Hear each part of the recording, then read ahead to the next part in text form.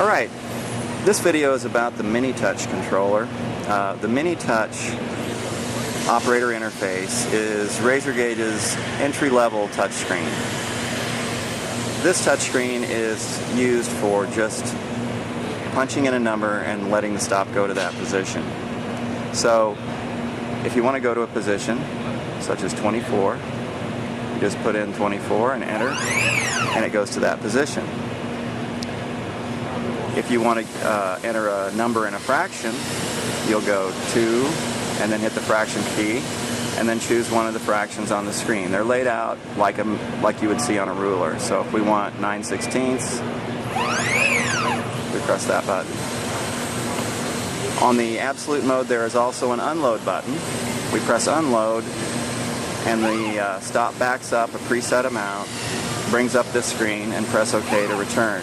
The unload is used if you've cut a short part and you want the stop to back up so you can unload that short part and then bring it back to the same position. The other function of the absolute mode is the preset screens. If I press the preset button, these are hotkeys that have positions already programmed in them. So if you want to go to 24 with just one key press, you just press the 24, 12 and an eighth, and to create a preset, it's very easy. All you do is press the change button, touch the key you want to set, put in the number, and save. And now we have a new preset. There are 10 preset screens with 9 buttons on each screen, so you have 90 presets. To get back to the main screen, you just press the exit button. The next mode is incremental mode. This is used for push feeding.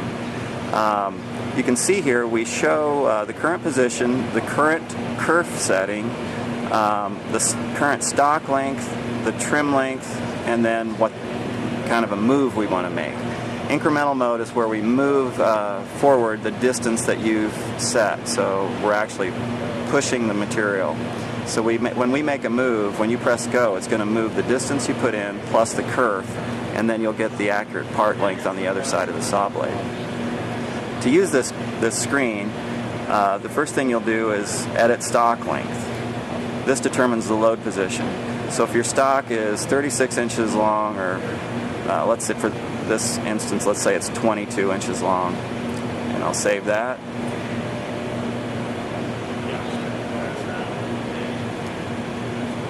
So now my stock length is 22, my kerf is an eighth, and my trim is, that's the leading edge trim, is 1/4 inch. If I want to edit the trim, I press the edit trim button.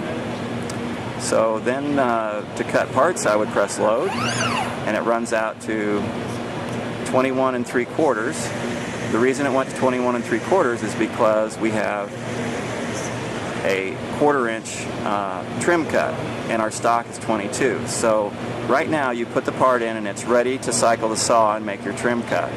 So you would cycle the saw, making that 1/4 inch trim cut, then you press go,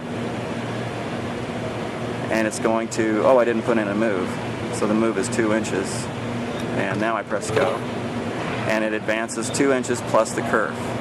And so you can just keep doing that and cutting parts the same length every time.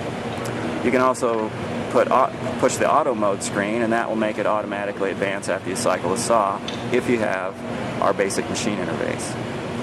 The next screen are the setup screens. These are very intuitive, as you can see.